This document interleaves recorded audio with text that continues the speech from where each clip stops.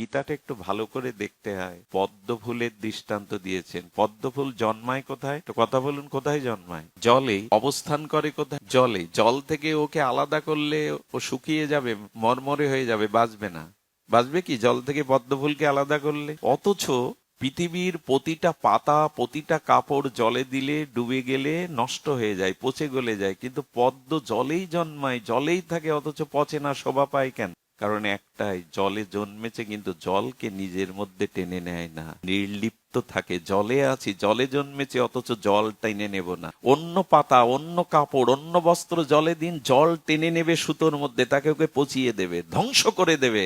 কিন্তু পদ্ম জলেই জন্মেছে, জলেই অবস্থান করছে, জল ছাড়া তার আলাদা অস্তিত্ব, সৌন্দর্য বাঁচে না, অথচ সে জল টানে না বিধায় শোভা পায়। ভগবান বললেন সংসারে থাকতে হয় তো এইভাবে থাকো। আছে আছে, ওদের ব্যবসা করতে হয়, চাকরি করতে হয়, দুটো টাকা রোজগার করতে হয়, ওদের দায়িত্ব পালন করতে হয়, কিন্তু মনকে বোঝাও এরা আমার চিরদিনের। আচ্ছা আমি বলি, আমি এখন মারা গেলাম, মৃত্যুর পরে আবার কোন নতুন শরীর নিয়ে জন্মালাম, কারণ আমি তো মুক্তি পাইনি, মুক্তি ভজন করিনি। তো আমার মৃত্যুর পরে আমি আবার একটা শরীর পেয়ে জন্ম নিলাম, এই জন্মের পিতামাতা স্ত্রীকে ওই জন্মে আমি চিনতে পারবো তো? সামনে পারবো কি? পারবো না। আবার গত জন্মে যারা আমার স্ত্রী পুত্র ছিল, এই জন্মে তারা আপনার সামনে আসলে ভগবান বলছেন, দেখো বহু মেয়ে ব্যতীতানি জন্মানি তাবর্জুন। অর্জুন, তুমি আমি বহুবার এভাবে আসা যাওয়া করেছি, তোমার মনে নাই? আর ঠাকুর মশাই কি বললেন জানেন? মন্ত্রটা গলায় সাইনবোর্ড করে লিখে রাখতে পারলে ভালো হবে। ঠাকুর নরোত্তম দাস মহাশয় বলছেন, স্ত্রী পুত্র বান্ধব যত মরি যায়, শত শত আপনারে হও সাবধান। এইবার অন্তত সাবধান হও। এরকম হাজারবার বদলেছ এই দেহ, এই সংসার, স্ত্রী পুত্র, এবার অন্তত সাবধান হয়। এই সাবধানতা হলো এদের প্রতি আসক্তি, মমতাটা কমিয়ে সংসার। ভগবান শ্রীকৃষ্ণ এসেছিলেন যদুকুলে। কোন কুলে এসেছিলেন? কেন জানেন? এই যদুর পিতা, দেখুন যদু মহারাজ একবার, মূল্যবান একটি কথা যা ইতিপূর্বে আমি কোনোদিন আলোচনায় আনি, নূতন মহিমা কথা। যদু মহারাজ একবার জঙ্গল দিয়ে যাচ্ছিলেন, এই কুলেই কিন্তু সাক্ষাৎ গোবিন্দ যদুপতি এসেছিলেন, এই যদুকুলেই। এই জন্য যদুপতি এক নাম ভগবানের। যদুকুলের উনি পরিপূরক। তো যদু যাচ্ছেন, কিন্তু দেখতে দেখতে কি দেখলেন জানে? জঙ্গলের মধ্যে একজন হৃষ্টপুষ্ট বসে আছেন অবধূত। অবধূত কারা জানে? অবধূতকে চেনা সাধারণের পক্ষে সম্ভব নয়। যেমন রোগ নির্ণয় করা অভিজ্ঞ ডাক্তার ছাড়া সাধারণের পক্ষে সম্ভব নয়, তেমন নিজে সাধু না হলে, নিজে বিচারশীল না হলে অবধূতকে চেনা যায় না।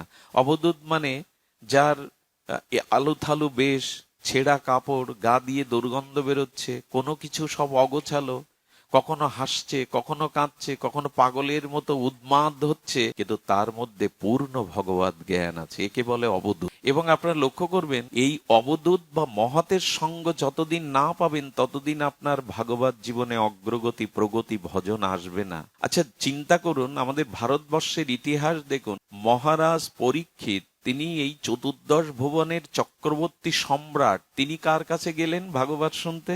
কার পাশে বসলেন? যার পরনে কোনো কাপড়ও নাই, সুখদেব গোস্বামীর নিকটে। এই তো, এই দেখুন আমাদের ভাগবতের একটা ইতিহাস আছে, ভারতবর্ষের একটা ইতিহাস আছে। আপনি কার কাছে গেলে মঙ্গল পাবেন? উনি রাজা, কিন্তু যাচ্ছেন কার কাছে? যাচ্ছেন সর্বত্যাগী সুখদেব গোস্বামী। কার কাছে ভাগবত শুনতে হবে? কার কাছে গেলে আপনার আত্মকল্যাণ হবে? এই দেখুন ভাগবত পরম্পরা, ইতিহাস সাক্ষ্য দিচ্ছে। আর ওদিকে রাজা রহুগণ পালকিতে চড়েছে, রাজা রহুগণ যাচ্ছেন পালকিতে। তাকে আত্মজ্ঞান কে দিল? জড় ভরত, যে পাগল রূপে কথা বলে না, বসে আছে, সেই জ্ঞান দিল। আর যদু মহারাজকে তত্ত্বজ্ঞান দিয়েছিলেন এই অবধূত দত্তাত্রেয়। অর্থাৎ সব ইতিহাস বলছেন, সর্বত্যাগী মায়ামুক্ত ভজনানন্দী সৎ সাধুর কাছে যাও, রাজা হলেও যাও যদি কল্যাণ করতে চাও। ভাগবতের ইতিহাস পরম্পরা এটা শিক্ষা দিচ্ছে। আমরা যাই তো, সাধুর কাছে যান, জীবনের কল্যাণ মন্ত্র তিনিই আপনার হৃদয়ে জাগিয়ে দেবেন, তিনিই আপনার হৃদয়ে জাগিয়ে দেবেন। যে প্রকৃত ত্যাগ, প্রকৃত বৈরাগ্য, তাদের কাছে গেলে হবে। দত্তাত্রেয়কে দেখে, অবধূতকে দেখে যদু মহারাজ সাধারণ না, এই কুলে ভগবান আসতে যাবেন কেন? কারণ যদু মহারাজের পিতা যজাতি অভিশপ্ত হয়েছিল, জানেন তো? তার যৌবন চলে যাবে। নিজের স্ত্রী থাকতেও পর স্ত্রীকে গ্রহণ করেছিলেন। পর স্ত্রীকে তিনি গোপনে বিবাহ করে তার প্রতি কামালুপ দৃষ্টি দিয়েছিলেন, তাতে অভিশাপ এলো তোমার যৌবন জরাগ্রস্ত অভিশাপ নেমে আসুক। যখন কান্নাকাটি বললে তোমার কোন যুবক যদি তার যৌবন নিয়ে তোমার অভিশাপ নেয় তখন তুমি আবার ভোগ করতে পারবে। বড় ছেলে যদু, আচ্ছা কেউ তার যৌবন দিয়ে রাজ্য চাইবে? যদি যন্ত্রণায় মরে যেতে হয় তো রাজ্য সিংহাসন নিয়ে কি লাভ? কেউ রাজি হয়নি। তুমি আমার বড় পুত্র, পিতার আদেশ পালন করাই পুত্রের ধর্ম। যদু, আমার অভিশাপ জরা নিয়ে তোমার যৌবনটা আমায় দাও। উচিত ছিল কি পিতার আদেশ পালন করা? যদু বিচারশীল, চিন্তাশীল, ধর্মপরায়ণ না হলে এই শুভ বুদ্ধি আসে না। বলেন, পিতা আপনি প্রণম্য, আপনার জন্য এই রক্ত মাংসের দেহটা পেয়েছি বটে, তবে আপনি আমার এই দেহের মালিক নন। কারণ রক্ত মাংস পিতামাতা দেয়, আত্মা পিতামাতা দিতে পারে না, আত্মা ভগবানই দিয়েছে। তাই এই দেহটা ভগবত ভজনের জন্য, আপনার ভোগের উপকরণের জন্য নয়। চিন্তা করা যায় কতটা ধর্ম জ্ঞান হলে এটা হয়।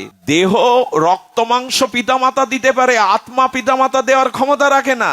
আত্মাটা ভগবানেরই চিদংশ, ওইটা না থাকলে এ দেহের আর কোনো অস্তিত্বই থাকবে। বলেন, এই দেহটা পেয়েছি ভগবত ভজনের জন্য, আর কেন দেব না যৌবন জানেন? আমার যৌবন নিয়ে আমার মাকে ভোগ করবেন আপনি, উচিত হবে কি সেটা? একবার চিন্তা করুন, ধর্মবুদ্ধি না থাকলে এই জ্ঞান আসে? ভগবানকে আর এমনি এমনি যদুকুলে এলো, বলেন আমার যৌবন নিয়ে আমার মাকে আপনি ভোগ করবেন, এটা অভিশাপ আসবে, এটা কখনো মঙ্গলের নয়। সুধীবৃন্দ, এই জন্য ভগবান এরকম ধার্মিক বিচারশীল এর কুলেই এসেছিলেন। এই জন্য সাধু না হলে প্রকৃত সাধুকে মূল্যায়ন করা, হৃদয়টা শুদ্ধ না হলে অন্য সাধুকে চেনাও যায় না। ওই দেখলে মনে হবে কিন্তু অশ্রদ্ধা আসবে। সাধু চেনাটা জগতে খুব বড় কাজ। ভগবান বুদ্ধি না দিলে, সুবুদ্ধি ধর্মবুদ্ধি না থাকলে চেনা যায় না। আমরাও ভুল করে বসবো। হাজার হাজার লোক যার পেছনে, লক্ষ লক্ষ শিষ্য যার, সেই সাধু। আর যে রাস্তার পাশে গাছতলায় পড়ে আছে, কেউ মূল্যায়ন করছে না, ও সাধু না। এ চিনতে গেলে একটু মেধা দরকার, ঘটে বুদ্ধি দরকার, ধর্মবুদ্ধি। জানেন, বৃন্দাবনে এমনও অনেক মহারাজ ঘুরে বেড়াচ্ছেন যাদের দেখলে মনে হবে পাগল, কিন্তু তাদের একটা দৃষ্টি আপনার জীবনকে বদলে দিতে পারে। ধরা দেয় না তারা।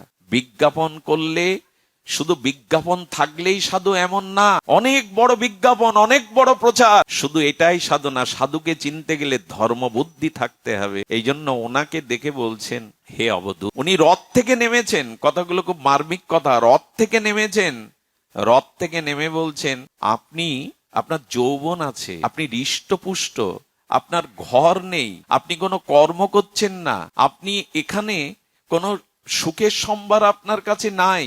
এই জঙ্গলের জল, নদীর আর বনের ফল আর বৃক্ষের ছায়, বাড়ি নাই, ঘর নাই, ঐশ্বর্য নাই, কর্ম নাই, কিন্তু আপনার মুখে যে হাসি, আর আমি রাজাও হয়ে ওই আনন্দ, ওই নির্ভয়তা হাসি আমার মধ্যে নেই। কারণ বলুন?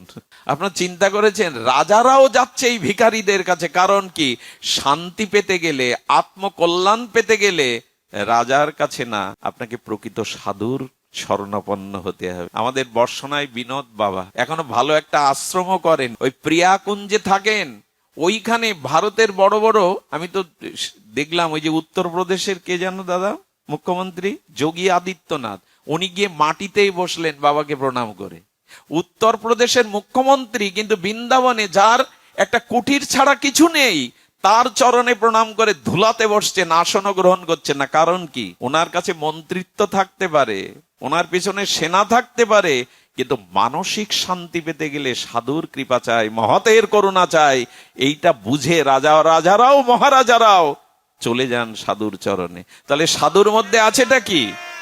সাধু সঙ্গ আপনি করবেন কেন? হৃদয়ের শান্তি পাওয়ার জন্য। তাদের একটা শুভ দৃষ্টি আপনার জীবনে পরিবর্তন আনতে পারে, এজন্যই সাধু সঙ্গ। এই জন্য তিনিই ভাগ্যবান যিনি সাধু সঙ্গ করতে সামর্থ্যবান। যার ভাগ্যে সাধু সঙ্গ হয়েছে, ইনিই ভাগ্য। রাজপদ আজ থাকতে পারে, রাজ সিংহাসন আগামীকাল থাকবে, এর কোনো কথা নেই, কিন্তু সাধুর সাধুত্ব, ভজন মহিমা অনন্তকাল ধরে থাকবে। এই জন্য জীবনের আত্মকল্যাণের জন্য মহতের কাছে যান। মহৎ কৃপা বিনা কোনো কার্যে ভক্তি নয়। কবিরাজ কৃষ্ণ গোস্বামী চৈতন্য চরিতামৃত স্বর্ণ ফলকে লিখে দেখেছেন, কোনোদিনই তোমার কল্যাণ হবে না, কৃষ্ণ ভক্তি হবে না। ভগবানের পিছনে কেউ ছুটবেন না, আগে মহতের পেছনে ছুটুন, মহতের সেবা করুন, মহতের সঙ্গ করুন, তাকে শ্রদ্ধা করুন, তিনি কৃপা করে আপনাকে ভগবত চরণে দেবেন। গুরু কৃপা, বৈষ্ণব কৃপা, মহৎ কৃপা এটি জগতে প্রয়োজন। সুধীবৃন্দ, আমি সময় কালক্ষেপণ করব না, আপনাদের অত্যাচার বেশি করব না, তবু এইটুকু বলি, এই মমতা বা আসক্তি কমানোর উপায় জানতে হবে। এইটুকু জানতে পারলেই আসলে যে, আচ্ছা একটা কাপড় জলে দিয়েছেন, জলে কাপড় ভিজালে কি হয়? জলটা কের মধ্যে প্রবেশ করে? কিসের মধ্যে? কাপড়ের সুতার মধ্যে। এবার জল আর কাপড় আলাদা করতে গেলে কি করতে হবে? নিগড়াতে হবে। আমরা যে আসক্তিটা দেহ, স্ত্রী, পুত্র, সংসারকে দিয়েছি, এটা এবার নিগড়াতে হবে। নিগড়িয়ে যে আসক্তিটা এদের দিয়েছেন, ওটা ভগবানকে দেওয়াই হলো ভজন। ওইটাই প্রেম। অনন্য মমতা, বিষ্ণু মমতা, প্রেম সঙ্গতা। ভক্তি আর কিছু নয়, প্রেম আর কিছু নাই। যে আসক্তিটা আমারটা এদের প্রতি দিয়েছি, ওটা বিবেক বিচার দ্বারা ভগবানকে ওই মমতা আসক্তি দেওয়ার নামই হলো সহজ কথা। যে আসক্তিটা দেহকে, স্ত্রী পুত্রকে, সংসারকে, বিত্ত বৈভব, বাড়ি গাড়িকে দিয়েছি, ওই আসক্তিটা বিবেক বিচারের দ্বারা ধর্মবুদ্ধি দিয়ে নিগড়ে আসক্তিটা ভগবানকে দিন। এটার নামই প্রেম, এটার নামই ভক্তি। অনন্য মমতা বিষ্ণু, অন্য বস্তুতে মমতার অভাব, ভগবানে পূর্ণ মমতা সমর্পণ, এরই নাম ভক্তি। এটাই আমাদের আচার্যরা বলেছেন। এই জন্য নারদ বলছেন, নির্মম হয়ে নারদজি সাধু সঙ্গ করেছিলেন 4 মাস। চাতুর্মাস্য ব্রতে দাসী পুত্র তখন নারদ হননি, ভগবানের পার্শ্বদেহ পাননি। বৃন্দাবন থেকে চাতুর্মাস্য করতে এসেছিলেন সাধুগণ। দাসী পুত্রের অধিকার নেই, তাই দূরে দাঁড়িয়ে সাধুদের কথা শুনতেন, সাধুদের জুতোগুলো ধুলো মুছে দিতেন, সাধুদের কথা শুনতেন, হরি কথা। সাধুরা যাওয়ার আগে একটু প্রসাদ দিল, কানে কানে ভগবানের একটু নাম দিল, আর বলল সাধুদের, এইটুকু দাসীর পুত্র, আমি বড় অভাগিনী, ব্রাহ্মণ পল্লীতে আমাকে খেলতে নেয় না, আমাকে উচ্চ শ্রেণীর সমাজে মিশতে দেয় না, আপনারা আমাকে সাথে নেবেন? বলেন, তোমার বিধবা মা তোমার অবলম্বন, মা যতদিন বেঁচে আছে ততদিন তুমি এসো না, মা মারা গেলে তবে জঙ্গলে এসো, আমরা তোমার দেখা দিয়ে কৃপা করব। নারদ ঘুমাতেন আর বলতেন, মা মরবে কবে? একথা শুনলে যারা বিষয়ী লোক, যারা তার্কিক লোক, তারা বলবে একে নামিয়ে দাও। মার মৃত্যু কামনা করে কেউ? নারদ কামনা করছে কেন জানেন? আমার মা অল্পতে বিধবা হলো, তারপর লোকের দুয়ারে দাসীর মতো খাটে, গালাগালি খায়, ভগবান আমার মাকে নিয়ে নাও না তোমার কাছে, এই যাতনা থেকে আমার মাকে মুক্তি দাও না কেন? দেখুন, এটাই হলো বিচার। আমার মা যদি ভগবত চরণে ফিরে যায়, আত্মাকেই দাসিত্ব করতে হবে না, অভিশাপ বহন করতে হবে না। তাই মার মৃত্যু কামনা করতে লাগলো সাধুদের চরণে, ভগবানের চরণে। একদিন যখন গোদহন কালে গোদহন করতে যাচ্ছে, একটা সর্প দংশন করলো, মা মারা গেল, কাঁদলো, মার বুকে জড়িয়ে ধরে কাঁদলো, মার সৎকার করলো, করে বললে, এবার আমি মুক্ত, এবার আমি মুক্ত। নারদ এমনি এমনি হয়। এই যে আসক্তি, এই আসক্তিটা কমাতে হবে। আমি সংসারটার, আমাদের বৈষ্ণবপদ বাবাজি মহারাজ প্রাতঃস্মরণীয়, তিনি সংসারটার নাম দিয়েছেন চলচিত্র। কি দিয়েছেন মা? চলচিত্র। আমি সময় বেশি নিচ্ছি না বাবা, বলে আপনারা তো বলবেন না, কিন্তু আমি আমার অনুভূতিতে আমি ছেড়ে দিচ্ছি। কিন্তু শুনুন, সংসারটা হলো চলচিত্র। কি চিত্র? আচ্ছা, সিনেমা হলের মধ্যে পর্দায় ছবি, সিনেমা আমি দেখেছি ছোটবেলায়, অনেক সিনেমা দেখেছি হলে গিয়েই। তো ওখানে দেখবেন লাইটগুলো অফ করে দেয়া হয়, মানে পর্দাতে সিন আসার আগে লাইটগুলো, আচ্ছা লাইট যদি সব জ্বালা থাকে, পর্দার ছবিগুলো ভালো স্পষ্ট দেখা যাবে। তো উনি বলছেন সংসারটা চলচিত্র কেন জানো? সংসারটা ভালো লাগে, দৃশ্যগুলো ভালো লাগে, বাস্তব মনে আমাদের অজ্ঞানতা আছে বলে। ওই যে আলো নিভিয়ে দিয়েছে, সংসারটা ভালো লাগে, অজ্ঞানতা আছে বলে এদের এত ভালো লাগে, এদেরই আপন মনে মনে হয়। আচ্ছা, চলচ্চিত্রের পর্দায় সমুদ্র দেখাচ্ছে, কিন্তু পর্দার কাপড় ভেজে, কথা বলতে হবে, ওইখানে তো সমুদ্র দেখছেন, পর্দার কাপড় ভেজে। আচ্ছা, টেলিভিশনে দেখছেন ঢাকায় কোনো ফ্যাক্টরিতে আগুন লেগেছে, না লাগুক সেটাই প্রার্থনা করি, যদি লাগে লাইভ সম্প্রচার করে না সরাসরি? আচ্ছা, টিভির মধ্যে যে লাইভ সম্প্রচার দেখছেন, ফ্যাক্টরির আগুন দাও দাও করে লেলিহান শিকায় জ্বলছে, ওই আগুনটা সত্য না মিথ্যা? বলতে গেলে একটু কষ্ট হবে। লাইভ সম্প্রচার করছে, সরাসরি দেখাচ্ছে, তো সত্য নয় তো কি? কিন্তু আবার আমাদের সাধুরা বললেন সত্যও না মিথ্যাও না, বলে সে আবার কেমন? বলে ওই রকম। যদি আগুনটা সত্য হতো তাহলে প্রথমেই টিভিটা পুড়ে যেত, আগুনে দিয়ে দেখুন পড়ে কি পড়ে না, ওটা ক্যামেরার লেন্সের মধ্যে দিয়ে দৃশ্যটাকেই দেখানো হচ্ছে। তেমন পর্দায় আগুন লেগে যায়, পর্দা পড়ে। তো পৃথিবীতে প্রথম যখন সবাক চলচ্চিত্র এলো, এক গ্রামের কৃষক, মূর্খ কৃষক দেখতে গেছে ইন্ডিয়ান সিনেমা, এক সাধুর মুখে শুনেছিলাম। তো মনে করেছে সামনে বসলে ভালো দেখা যায়। এখন একেবারে সামনে বসেছে, ট্রেনটা আসছে প্রথম সিনে, ট্রেন আসতে দেখে সে হুড়মুড় করে চেয়ার টেয়ার ভেঙে, বাঁচাও বাঁচাও, ট্রেন আমার চাপা দিতে আসছে। বলুন তো, ওর মধ্যে ট্রেন কি আপনাকে চাপা দেয়? সংসারে যা দেখছো এটা প্রকৃত সত্য নয়, সত্য আছে এর আড়ালে। ভগবানই একমাত্র সত্য, জগৎ সত্য নয়, জগৎ চলচ্চিত্র। আচ্ছা, একটা দৃশ্য দেখবেন, চলচ্চিত্র বা টিভির পর্দায় সিনটা যদি আটকে থাকে 20 মিনিট, চলচ্চিত্রের এরকম হলে কি করতো মানুষ? গালাগালি ছুটতো, জুতো ছুটতো। তো সংসার চলচ্চিত্র কেন জানেন? এখানে কোনো জিনিস স্থির, সব চলে গেছে। বাবা চলে গেছে, ঠাকুরদা চলে গেছে, পূর্বপুরুষ চলে গেছে, যৌবন চলে গেছে, শিশুকাল চলে গেছে, কৌশল চলে গেছে, পৌরত্ব চলে গেছে, সব যাচ্ছে কি না? স্থির আছে কোনো কিছু? বলুন না, আপনি স্থির আছেন? কৌমারাং যৌবনাং যথা জরা, আপনি কিশোর ছিলেন, শিশু ছিলেন, যৌবনে এসছেন, ধীরে ধীরে মৃত্যুর পথে। কোনো কিছুই, চলচ্চিত্র মানে সবকিছুই সরে সরে যাচ্ছে, কোনো কিছু এখানে স্থির। আপনি কেন আঁকড়ে ধরতে চেষ্টা করছেন? কিন্তু অদ্ভুত কাণ্ড কি জানেন?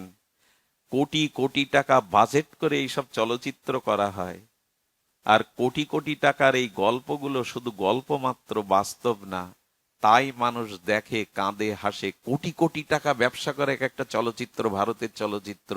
অথচ এই দেখছে, এতেই কাঁদছে, এতেই হাসছে, এতেই কল্পনার সাগরে ভাসছে। কিন্তু ভগবান যে সত্য, ভগবানের ভজন যে সত্য, তা কেউ। আর এই চলচ্চিত্র মানে কি? সব সরে সরে যাচ্ছে, এখানে কোনো কিছু স্থির না। মনে পড়ে আপনাদের সেই কথা? ভাগবতে একটা উপাখ্যান আছে, এটা চরম উপাখ্যান, আমার তো এত হৃদয়ে স্পর্শ করে এটি। আমাদের এক রাজা ছিলেন, ভাগবতের সেই রাজা অত্যন্ত ন্যায় বৎসল, প্রজা বৎসল, এবং তিনি ন্যায় বিচারক। সেই রাজার প্রার্থনা সমস্ত সমস্ত প্রজারাই করেন। এক ঋষি বহু বছর তপস্যার পরে দেবতা তাকে একটা ফল দিল, যে এই ফলটা গেলে 100 বছর রোগ হবে না, 100 বছর যৌবন অটুট থাকবে, 100 বছর আপনি নিরোগ দেহ পাবেন। ঋষি বললেন, আমি তো তপস্যার দ্বারাই ভগবান পাবো, মুক্তি পাবো, এ ফলে আমার কি কাজ? এই রাজ্যের রাজা বড় ধার্মিক, এই রাজ্যের রাজা বড় ন্যায় বিচারক। রাজাকে যদি এই ফলটা দেওয়া যেত, 100 বছর বেঁচে থেকে প্রজাদের কল্যাণ করতে পারত, প্রজাদের আত্মকল্যাণ, ন্যায় বিচার করতে পারত। রাজ দরবারে গিয়ে বললাম, আমি ঋষি, এই ফলটা দেবতার থেকে তপস্যায় পেয়েছি, এটা আপনি আজকে খাবেন, খেলে 100 বছর নিরোগ শরীরে দীর্ঘ আয়ুতে আপনি প্রজাদের সেবা করতে পারবেন। আচ্ছা, হাতে কোনো প্রিয় বস্তু এলে মানুষের কার কথা মনে পড়ে? যাকে সে সব থেকে ভালোবাসে, যার প্রতি যার সব থেকে মমতা মনে পড়ে। যদি তাকে একটু দেওয়া যেত। রাজা রানীকে প্রচন্ড ভালোবাসে, প্রচন্ড বললাম, জানি না শব্দটা ঠিক হলো কিনা, কেউ কেউ আবার এখন কঠিন বলে। তো এরকম কঠিন বা বাস্তবতায় খুব মোহগ্রস্ত রানীকে ডেকে বলছে, রানী তুমিই তো আমার সব, তোমার ভালোবাসাই তো বেঁচে আছি, এই ঋষির দেওয়া ফলটা তুমি পাও, 100 বছর তোমার যৌবন অটুট থাকবে, নীরব থাকবে, তুমি সুস্থ থাকলে তাতেই আমার আনন্দ। রানী বলছে, আমাকে এত ভালোবাস, আমার সুখের জন্য আমার হাতে তুলে দিলে? রাজা রাজকার্যে যখন চলে গেলেন, তখন রানী মনে মনে ভাবছে, আমি যাকে ভালোবাসি তাকে যদি দে। চলচ্চিত্র দৃশ্য সরে সরে যাচ্ছে, স্থির নয়। রানী ভালোবাসে ওই রাজার সেনাপতি। রাজা এটা জানে না, রাজা মনে করে বসে আছে আমারই সব। এই পৃথিবীর কেমন কঠিন বাস্তবতা জান। বিদেশে গিয়ে রাজমিস্ত্রির কাজ করে, রেখে গেছে 1 বছরের শিশু আর তার স্ত্রীকে, টাকা পাঠায় আর বলে, ওগো ছেলেটাকে ভালো খেতে দিও, দুধ কিনে দিও, যেন অযত্নে বড় না হয়। মাথার ঘাম পায়ে ফেলে টাকা পাঠালো। এটা উল্টেও হয়, স্ত্রীর বেলায় যেমন হয়, স্বামীর বেলায়। স্ত্রী কি করে জানেন? পর পুরুষের সাথে সম্পর্ক করে এই ছেলেটাকে কেটে নদীতে ভাসিয়ে দিয়ে ওর হাত ধরে। এই হলো জগৎ। আমরা এখনো বুঝতে পারছি না এই জগতের মোহ মায়া কিরূপ, বুঝতে মাকড়সার জাল এটা, এখানে আঁকড়ে পড়ে মাকড়সা জাল বনে ওখানে সুখে থাকবে বলে, বাড়ি গিয়ে দেখুন আশেপাশে গিয়ে ওই জালেই ওই মরে পড়ে থাকে। আর যাদের সুখের জন্য জাল বনে, ওর মরার পরে ওর শরীরের অংশগুলো ভেতরের ওরাই কুরে কুরে খায়।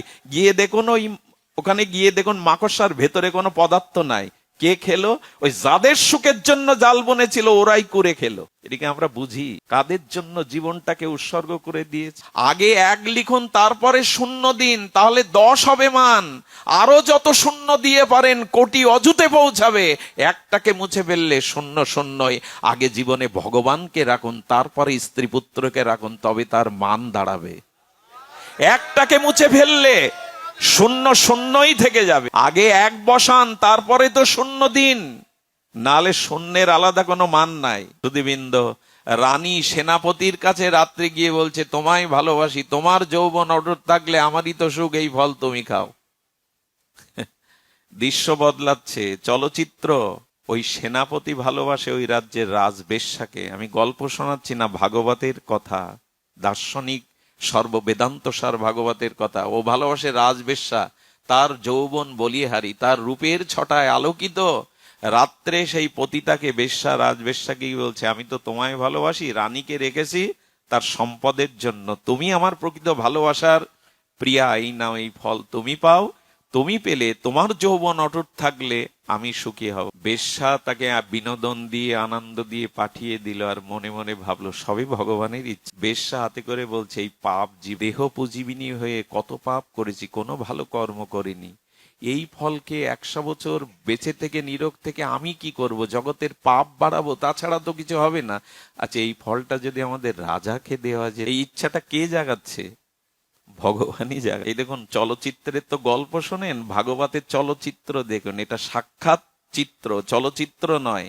ওই ফলটা ভোরবেলা রাজার দুয়ারে গিয়ে বসে আছে। আসতে রাজার দুয়ারে গিয়ে বসে আছেন অনুমতির অপেক্ষায়। রাজবেশ্যা এসেছে রাজা দর্শন করতে দরবারে। রাজা বললেন, অনুমতি দেওয়া হলো, আসতে দাও। রাজার সামনে গিয়ে কালকের দেওয়া রানীর ফলটা তুলে ভরে বললেন, আমি দেহ পুজিবিনি, আমার আয়ু নিয়ে লাভ নেই, ফলটা আপনি পান, তাতে 100 বছর আপনি সুস্থ থাকবেন। রাজা ফলের দিকে তাকাচ্ছে, আর একবার পতিতার দিকে তাকাচ্ছে। আমি যে ফলটা কাল রানীকে দিলাম, সেটা পতিতার হাতে কি করে এলো? সত্য কথা বলো, না হলে মৃত্যুদণ্ড, আর যদি সত্য বলো তো তুমি মুক্তি পাবো। বলো, মৃত্যুর ভয় করলে তো আপনার কাছে আসতাম ফল নিয়ে। আপনার সেনাপতি আমাকে ভালোবাসে, এই ফলটা সেই আমাকে দিয়েছে। এরপরে আর বুঝতে বাকি থাকে সেনাপতির হাতে ফলটা কে দিল। ওই মুহূর্তেই নিজের মাকে প্রণাম করে বলছেন, মা আশীর্বাদ করো, বাকি জীবনটা জঙ্গলে গিয়ে ভগবানের উপাসনা করে কাটাবো, আশীর্বাদ করো, সংসারকে আমার দেখা হয়ে গেছে, চেনা হয়ে গেছে খুব ভালো, আশীর্বাদ করো। মা আশীর্বাদ করলেন, ফিরে গেলেন। এই হলো সংসারের চলচ্চিত্র। যাকে মনে করছেন খুব ভালোবাসে, দেখবেন স্বার্থ যখন সামনে এসে দাঁড়ান্দ। এই জন্য ভগবানকে বাঁধন, আসক্তি দিয়ে, মমতা দিয়ে সংসারকে নাই। দাম বন্ধন মানে কি? প্রেম দিয়ে ভগবানকে বাঁধন। সংসারকে বাঁধতে গেলে ওটা ধরে, আচ্ছা যাকে ভালোবাসেন তাকে ধরে রাখতে পারবেন তো বেঁধে? মৃত্যুর হাত থেকে তাকে রক্ষা করতে পারবেন তো আপনি? তো রক্ষাই যদি না করতে পারবেন, ধ্বংস যখন হবে তখন সেখানে মমতা দিয়ে করবেন। যেখানে বাঁধলে, যেখানে মমতা দিলে আর ছাড়াছাড়ি হবে না, ধ্বংস হবে না, সেখানেই দিন মমতা। এইটুকু ফেরানোর জন্যই এই দামবন্ধন লীলা।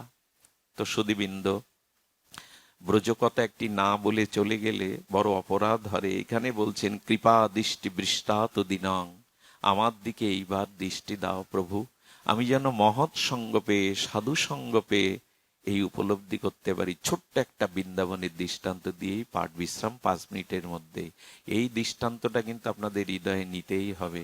এই দেখুন, দৃষ্টান্ত হলো এই, আমরা এত দূরে যেতে পারবো না, কিন্তু একটু চেষ্টা করুন, কথাটা ভাববেন একবার করে। এই কলকাতারই এক রাজ পরিবারের উত্তরসূরিণী বিদুষিনী, অনেক বিদ্যা অর্জন করেছেন তিনি, লেখাপড়ার ডিগ্রি অনেক অর্জন করেছেন, অপরূপ সুন্দরী, তার রূপের ছটায় চারিদিকে ছড়িয়ে যায়। এই ষোড়শী, এই অষ্টাদশীতে তিনি কি করলেন? 18 বছরে 18 বছরের রাজ পরিবারের উত্তরাধিকারী ধন সম্পদ, অরূপ অশ্বরার মতো রূপ যৌবন ত্যাগ করে এক কাপড়ে বৃন্দাবনে চলে গেলেন। ঘটনাটা এখান থেকে 150 বছর আগে। বৃন্দাবন তখন নাগরিক আধুনিক সভ্যতার যন্ত্র দানবে এত কিচিরমিচির ছিল না, চারিদিকে ছিল জঙ্গল, বনময় শোভা। কালীয় হ্রদে সিদ্ধ মহাত্মার একজন সিদ্ধ মহাত্মা ভজন করতেন। সিদ্ধ মহাত্মার আশ্রিত সিদ্ধ জগদীশ বাবা। সিদ্ধ জগদীশ বাবা ছিলেন সিদ্ধ মহাত্মা, ওনার চরণে পড়েছে, কারণ জানেন মহতের কৃপা না হলে রাধারানীর কৃপা বা প্রেম পাবো না। বাবার চরণে দূর থেকে প্রণাম করছে, বললেন বাবা সব ছেড়ে দিয়ে এসেছে, আপনার কৃপা চাই। মেয়েটা শুধু সাধুদের পাশে গিয়ে খুব বেশি কথা বলতে নেই, ওরা আপনাকে চিনে ফেলে, দেখলেই চিনে ফেলে আপনি কি উদ্দেশ্যে এসেছেন, কি আপনার ভাবনা। এই জন্য সাধুদের পাশে গিয়ে খুব বেশি গল্প গুজব করবেন না, পারলে তাকে প্রণাম করে একটা জিজ্ঞাসা করবেন, আমার কল্যাণ কিসে হবে, এইটুকু, বা জয় রাধে বলবেন। খুব বেশি বকর বকর করলে ওরা বুঝে ফেলবে, বাচাল মুখ খুলবে না, তখন আপনাকে এড়িয়ে যাওয়ার চেষ্টা করবে। বাবা আমি নির্জলা একাদশী করি, বাবা আমি 16 মালা জপ করি, এগুলো শুনতে চেয়েছেন সাধু আপনার কাছে? উনি আপনাকে দেখেই বুঝতে পেরেছেন আপনি কি উদ্দেশ্যে, কি আপনার ব্যক্তিত্ব। সাধুর পাশে গিয়ে এই জন্য খুব বেশি কথা বলতে নাই। উনি যেটা ভালোবাসেন জয় রাধে বলে বসে পড়বেন, কৃপা হলে দৃষ্টি দিয়েই উনি আপনাকে কিছু বলে দেবেন। সুধীজন বললেন বাবা ছেড়ে দিয়ে আপনার চরণে এসেছে, আপনি কৃপা করুন। রাধারানীর চরণ চিন্তায় নিত্য নিরন্তর ফল্গু ধারার ন্যায় বয়ে চলেছে হৃদয়ে রাধারানীর চিন্তা। চোখ তুলে একবার তাকালেন জপ করতে করতে, তাকিয়ে কি বললেন জানেন? ফিরে যা, এই রূপ যৌবন নিয়ে এখানে টিকে থাকতে পারবি না, এই রূপ যৌবন নিয়ে এখানে টিকে থাকতে পারবি না, যা সংসার কর, ছেলে মেয়ে বড় হলে তখন আসি, যা যা। আচ্ছা বাবা কি যেতে বল? কি মনে হয় আপনাদের? এটা সত্য। আমি মায়েদের কাছে অনুরোধ করি, বোনদের কাছে অনুরোধ করি, অনেক মায়েরা আছেন হঠাৎ আবেগে বলে কি আমি সব ছেড়ে গিয়ে আশ্রমে গিয়ে ভজন করব, বৃন্দাবনে যাব। খবরদার, বর্তমান পরিবেশে বর্তমান সময়ে যেখানে আছেন ওখানেই সংযত থেকে ভজন করুন, পথ হারাবেন না। আমি এই কথাটা আসরে বলা ঠিক হলো না, তবু বলি, চারিদিকের যে পরিবেশ তাতে হুট করে এরকম সিদ্ধান্ত নিয়ে চলে যাবেন না, সে পথ হারিয়ে বসবেন। বৃন্দাবনের এক মহাত্মা কি বলেছিলেন জানেন? বাঘ শুধু সুন্দরবনেই নেই, এই সব বনেও আছে, খুব সতর্ক হতে হবে। সুধীবৃন্দ তো কি করেছেন, ওকে দেখে বলছে ফিরে যা। আসলে ও তো সব ছেড়ে এসেছে। এই সুন্দরী যৌবনাবতী এমনি কি ছেড়ে আসে? পূর্বের কোনো স্বীকৃতি না থাকলে, সুবুদ্ধি না থাকলে। মনে মনে বললেন বাবা ফেলে যখন এসেছে আর ফিরে, মনে মনে বললেন। কি করতেন জানেন? সারাদিন একটা চট গায়ে দিয়ে বসে থাকতেন, যাতে ওর রূপটা কেউ না দেখতে পায়। ভজন মুখের কথা, অনুরাগ মুখের কথা, চট গায়ে দিয়ে বসে থাকতেন। গোধূলি বেলায় আবছা আলোতে দূর থেকে বাবার ওখানে ধুলি মাখতেন গায়ে, আর বলতেন বাবা কবে তোমার কৃপা হবে। বাবা যে জানতেন না তা না, জানতেন মেয়েটা প্রতিদিন আসে, সেখানে ধুলো মেখে যায়, চট গায়ে দিয়ে থাকে। বাবা এটা জানতেন, সিদ্ধ জগদীশ বাবা পরম মহাত্মা। 1 মাস মেয়েটা আসেনি, বাবা ভাবলো ও ফিরে গেছে। এত কঠোর জীবন কি এখানে প্রতিপালন করতে পারে? ও ফিরে গেছে। 1 মাস পরে একটা মেয়ে এসে সামনে দাঁড়ালো, তার রূপও নেই, যৌবনও নেই, কখান হাড় আছে, আর এই ঠোঁট আর চোখ বাদে সমস্ত জায়গাগুলো বলবলে লাল দগদগে ঘা, সব জায়গায় ঘা। কে রে মা, কে তুই? তোর পক্স হয়েছিল, আগুনে পুড়ে গিয়েছিলি? ক্ষীণ কণ্ঠে বলছে না আমি আগুনে পুড়িনি, আমার পক্স হয়। ও তুই সেই কলকাতার মা, তুই 1 মাস কোথায় ছিলি, আসিসনি কেন? বললেন বাবা যেদিন বললেন এই ভরা রূপ যৌবন নিয়ে রাধারানীর ভজন হবে না, সেই দিন আমি কুঠিতে গিয়ে বিবেকের দ্বারা চিন্তা করলাম একদিন তো এই দেহ জরাগ্রস্ত হবে, এই দেহে পোকা হয়, এই দেহে পুজ রক্ত হয়, এই চামড়ার ভেতরে হাড় অস্থি মাংস মলমূত্র কীর্মিকীট আছে। সেই যৌবনই যদি রাধারানীর ভজনে বাধা হয়, এই যৌবন রেখে লাভ কি? কি করেছিলি মা? বলেন আগুন জ্বালিয়েছিলাম একটা মাল সাথে, আর লোহার শিক গরম করে আমি পুরো শরীরে সেই লোহার শিক গরমে সেকা দিয়ে যৌবন পুড়িয়ে দিয়েছি। বাবা পারবো তো ভগবানকে পাওয়ার জন্য? পারবো তো? নিজের আত্মসুখ জলাঞ্জলি না দিয়ে কৃষ্ণকে সুখী করা যায় না? আমরা তো আমাদের সুখ নিয়েই ব্যস্ত, ভগবান কিসে সুখী হবে, রাধারানীর কি করে সুখ হবে? নিজের সুখের জন্য যতদিন চেষ্টা থাকবে নাম হবে কাম, আর ভগবানকে সুখ দেওয়ার চেষ্টা নামই হলো প্রেম। আত্মেন্দ্রিয় প্রীতিবাঞ্ছা তারে বলি কাম, কৃষ্ণেন্দ্রিয় প্রীতিবাঞ্ছা ধরে প্রেম। কপটা চোখের জল ফেলেছেন ভগবানের জন্য। সংসারের জন্য তো কত কাঁদি, রোগ শোকের জন্য কত কাঁদি, ভগবানের জন্য কবার কেঁদেছি। জমিদার পুত্র রাজপুত্র রঘুনাথ দাস গোস্বামী সোনার চামচ মুখে নিয়ে জন্মেছিলেন রাধা কুণ্ডের তীরে। সব ভিখারি হয়ে 100-200 গ্রাম মাঠা ঘোল খেয়ে 2000 বার আর বৈষ্ণব প্রণাম করেন, 1000 বার বিগ্রহকে প্রণাম করেন, তাও সাষ্টাঙ্গে 3 বেলা অপতিত রাধাকুণ্ডে স্নান করেন, লক্ষ নাম করেন। আর কি করেন জানেন? রাজপুত্র রঘুনাথ রাধাকুণ্ডের প্রখর রৌদ্র বেশে সারা নিশি জেগে রাধারানীর চরণ কৈকর্য প্রেম পাওয়ার জন্য ওই রাধাকুণ্ডের ধুলায় মুখ গুজে সারা রাত কাঁদেন। তবই বাস্মি ন জীবাবি তো আবিনা। হে রাধে, তুমি বিনা মোর কেহ নাই। হে রাধে, তুমি রাজপুত্র, রূপ সনাতন রাজমন্ত্রী। ছেঁড়া কাঁথা নাড়া মাথা দিয়ে আটা যমুনার জলে গুলে লবণহীন আগুনে ছেকে এই পেয়ে ভজন করেছেন। এরা সব রাজাধিরাজ। সুখে থাকলে খুব দেহ ভোগে সংসার ভোগে থাকলে ভগবান পাওয়া যায়। বাবা যৌবন পুড়িয়ে দিয়েছি, হবে না বাবা, কৃপা হবে না? সিদ্ধ মহাত্মার চোখে জল এলো, আয় মা আমার কাছে আয়। তুই ভজন করবি বলে সেক দিয়ে আগুনে যৌবন পুড়িয়েছিস, তোর হবে আয়। সেই দিন বাবা তাকে কৃপা করে দিল। মেয়েটা এত উপরে উঠেছিল ভজনে, ওর দিকে দুনিয়ার কেউ আর কামের দৃষ্টি দিয়ে তাকায়নি। রাধারানীর চরণ প্রাপ্তি হয়ে গেছিল তার। আসুন এই দেহ সুখের জলাঞ্জলি দিয়ে যদি পারি ভগবানের সুখের জন্য একটু চেষ্টা করি। আজ এইটুকুই। আপনাদের মঙ্গল হোক, সকলের কল্যাণ হোক। জয় শ্রী গুরু প্রেমানন্দে গৌর হরি বল। সুধীবৃন্দ, আমাদের বাকি অনুষ্ঠান যেগুলি আছে এর পরবর্তীতে আপনারা অংশগ্রহণ করে এই অনুষ্ঠানটা সাফল্যমণ্ডিত করবেন। আমাদের ধনঞ্জয় কৃষ্ণ দাস এই ভক্তের কাছে রাধাকুণ্ডের কিছু সদ্গ্রন্থ আছে, ওর কাছ থেকে সংগ্রহ করতে পারেন। সুধীবৃন্দ, আপনাদের সকলের চরণে প্রণাম জানিয়ে আজকের মতো ভগবত কথা এখানেই। বাবা, আমার কণ্ঠ নাই, একটু কীর্তন করুন যারা। শ্রী শ্রী রাধা গোবিন্দ জয়তু। সুধীবৃন্দ, 18 অক্টোবর 31শে আশ্বিন কৃষ্ণ ভক্ত সেবা সংঘ বাগেরহাট জেলা শাখার শ্রী রাধা গোবিন্দ মন্দিরে, রেলগেট রাধা গোবিন্দ মন্দিরে পাঠ আছে। এই জীবাধমের আশের কথা আছে, আপনারা নিমন্ত্রিত। জয়। আমরা সবাই দাঁড়িয়ে রাধা নাম করব।